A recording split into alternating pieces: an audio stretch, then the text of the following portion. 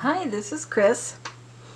It's time for number 6 of my repainting my watercolor travel journal from 40 years ago. So this is 40 years ago and this is 2022. And I bumped my camera up a little bit, see if it'll fit. It might be a little bit wide angle, but I think I can fit. I'm going to go ahead and flip through the ones that I've already done. I'll cut out the flipping and just show you the page. So this is what I call page 1. It's really the inside of the first page. And originally I was testing out my colors. And I just did this quick sketch. I don't think I was looking at anything particular, just something that I had seen on our trip. This was a trip I took with my parents to Mammoth Lakes in Yosemite. I don't use black and white anymore, and I don't use the grays on very rare occasions unless I'm doing illustrations. And so that's page 1. Here is page 2. We have Dawn on the Mojave and the Sierra Crest. This is page 3, a tree at Mammoth Lakes Camp, the forest with a cloud, and windblown tablecloth. 40 years ago and this year. Here is page 4, creek near camp, Tuolumne Meadows, and the Owens River. 40 years ago and 2022. Here is page 5. I see some improvement here because I have done a lot of botanical and flower paintings through the years since this one, so I see the most improvement in this page. I do a lot of landscapes too, but I really enjoy doing botanicals. So here we have aster, arrowleaf groundsel, fireweed, lupin, Queen Anne's lace, unidentified, although it looks very familiar to me, and a columbine. Today we're doing page 6, and I did these from memory. As I said, we were on a trip. We were on a car camping trip, and I would, you know, look out the window and enjoy the scenery, and then when we settled in camp at night, I would, in the evening, I would paint how I remembered it. So I think for the time that this one was pretty good to do from memory. But that makes it all the harder to do it now because I don't have photographic references. Nowadays, if I think I want to paint something but I don't have time to stop the car and paint, I'll stop the car and take a picture, and then I can paint from my photographs. I'm going to pencil these in, and I will fast forward, and unfortunately it will be difficult for you to see it. I will try to do a close-up and adjust the lighting so that you can see it after I've penciled it in.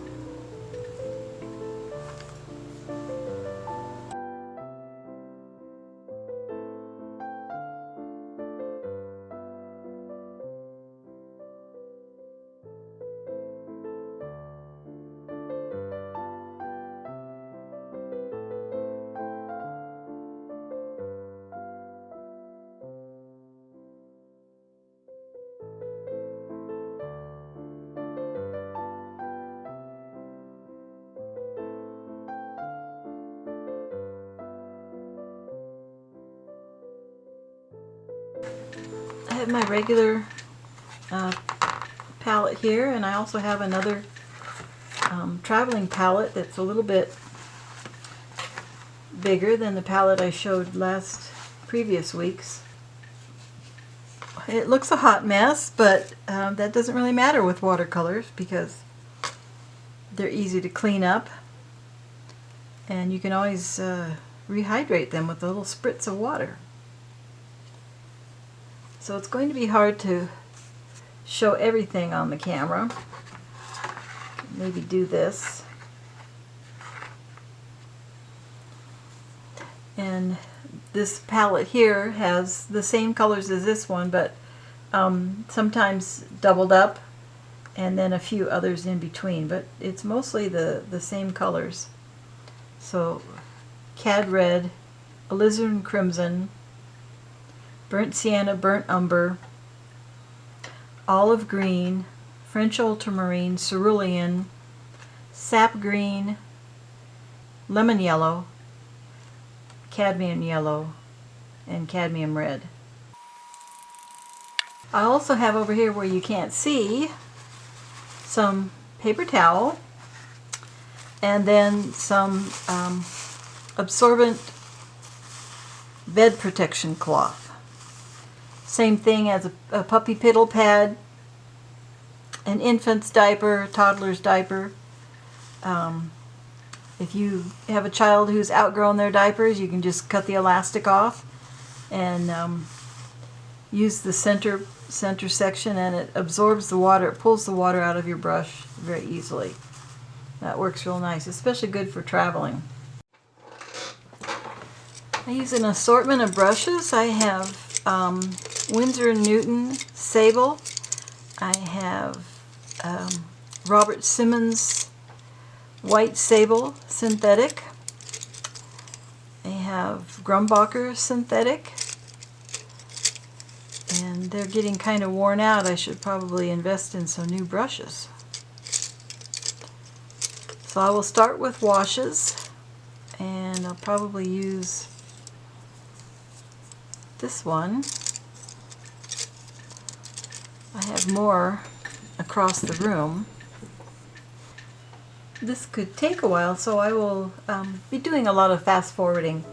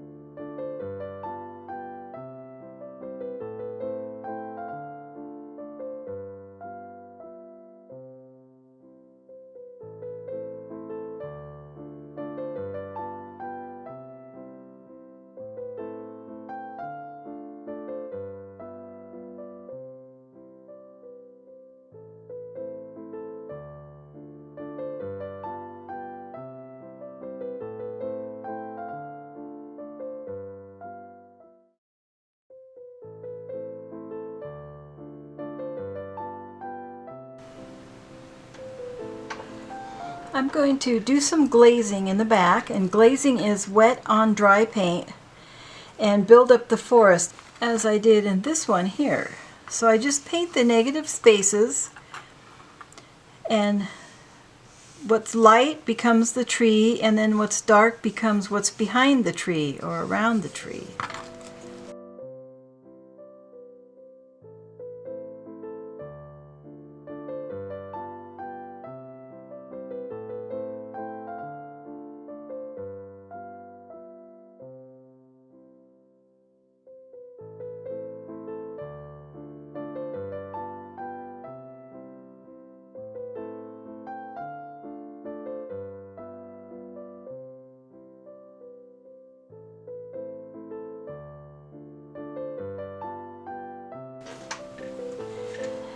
Well, that took a while. In fact, I had to stop and recharge the battery on my camera, so I went ahead and continued painting.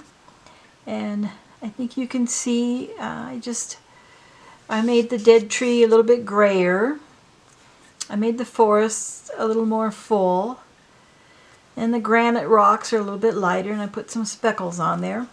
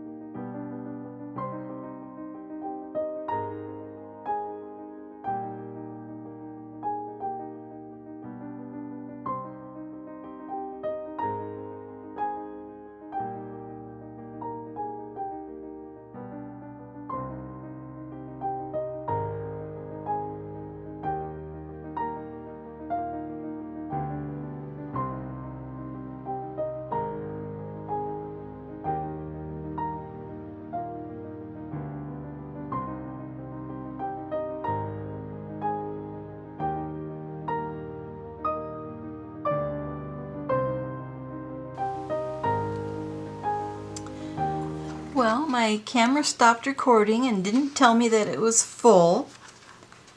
So I just worked on these trees and the water here, and I will continue working on that.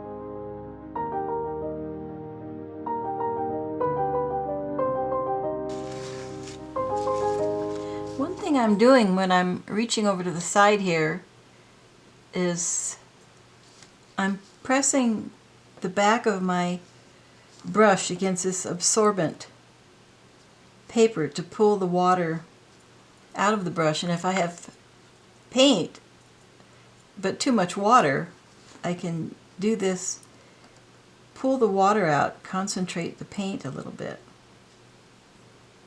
and then I can have a little more control over it.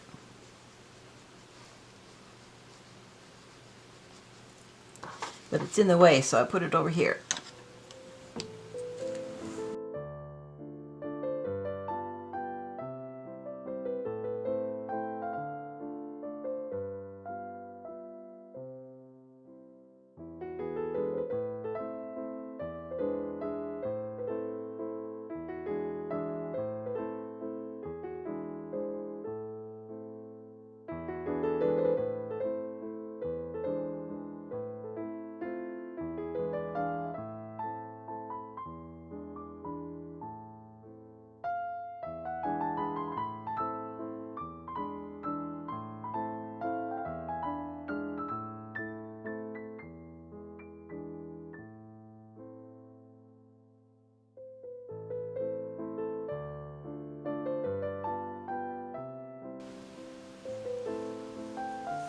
With this one I used some white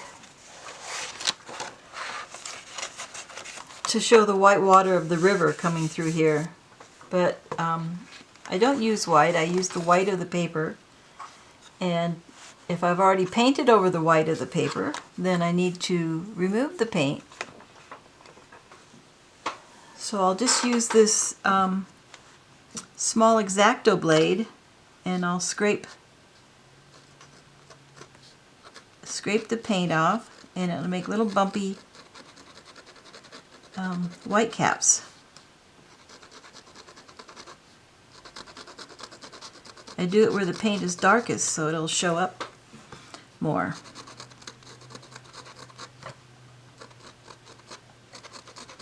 And I do it smaller in the back and then a little bit larger in the front.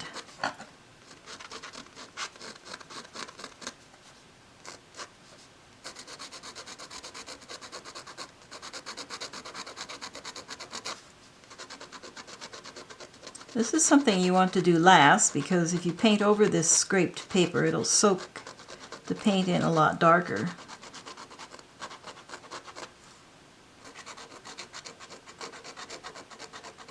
Unless you want that effect. You can do anything you want. Experiment, try different things. Now I just want to do a little bit of darkening shadows in the water here.